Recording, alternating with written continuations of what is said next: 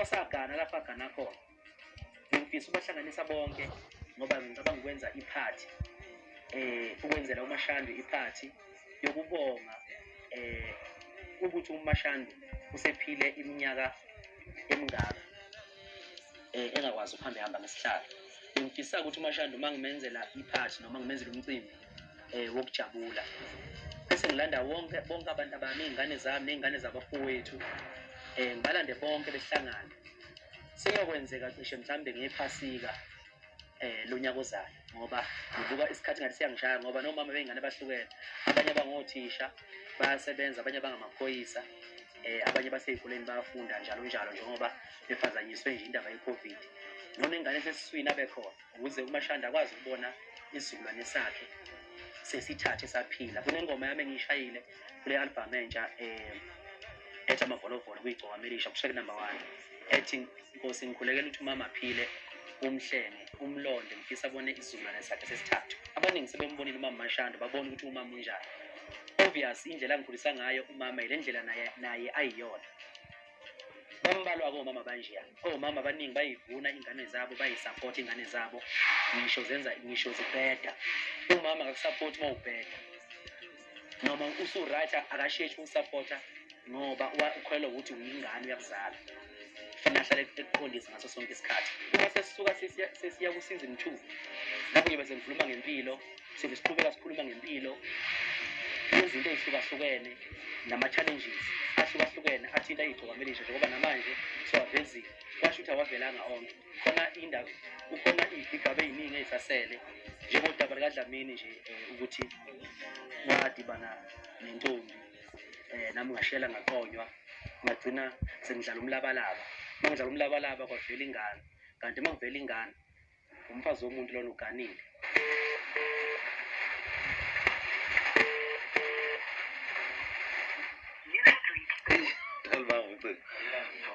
Uzobuya kodwa kimi, I'm sure. Hamba kanjani?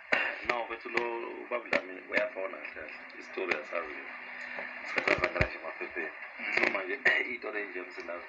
Ngana kufuna ukuthi ishile. Ngoba mhlawumbe ziyobuya ngelinye ilanga sidala ukukhuluma ngana sidini.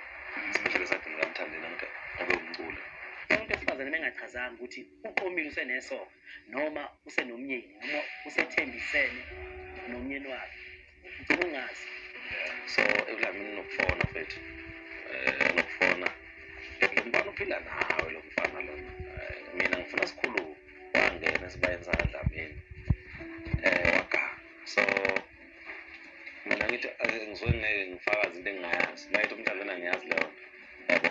So ubabudlamini uyafisa ngabe ngenze ukulungisa ukukhuluma le ndaba. Lento kaDlamini ngiphatha kabi kakhulu ngoba uma ngithi ngiyabheka ezintweni eziningi esengizenzile ezinhle ezweni ngazenzela umhlaba. Ngibuka ukuthi lento iyicashaza njengempukane obisini.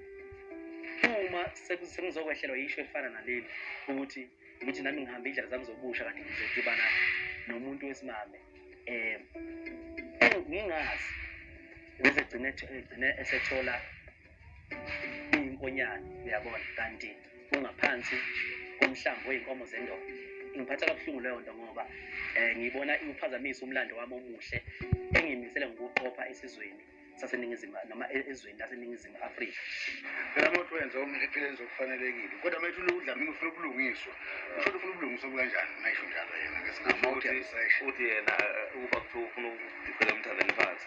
Ngabe mhlawumbe ubhala emaphepheni abize izinto ezinani kodwa ufuna ukuthi mhlawumbe ngabe kuza mina okugcina noMthandeni bayahlangana. Aveza ubufakazi abuvezanga mhlawumbe kuye lo. Again. So aveza ubufakazi abuvezayo amuve nangendlela abona ngathi izomenza ukuthi uMthandeni mhlawumbe mawukuthi utholakale necala. Kuba ukuthi ngokwesizulu umuntu mayenzela umanyala lawo iziphi izinto afeyisana nazo. Ufisa kanjani?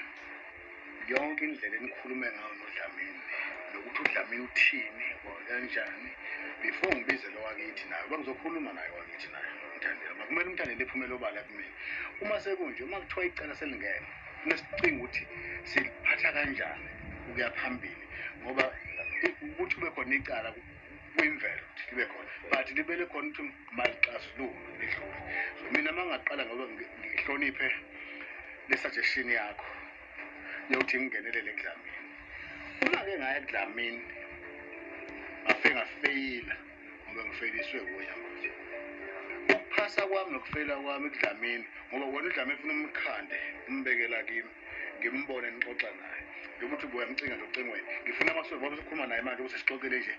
Ukhuluma naye manje ngendlela yokuthi uzongibuyisela udlamini la. Mina mangiqala ngingenelela ngiyakuyena ngibe ngazi ngiyakubani. Ileyo manje. Ngiyafisa futhi nalesi sivelile ukuthi ngisilungise kahle, ngihambe ngihlale phansi nomndeni kaDlamini noma ngithumele abadala.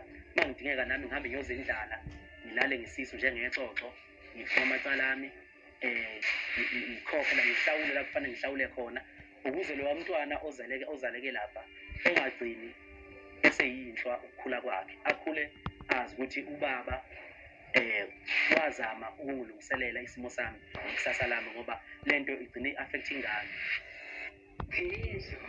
Hello, Maskandi.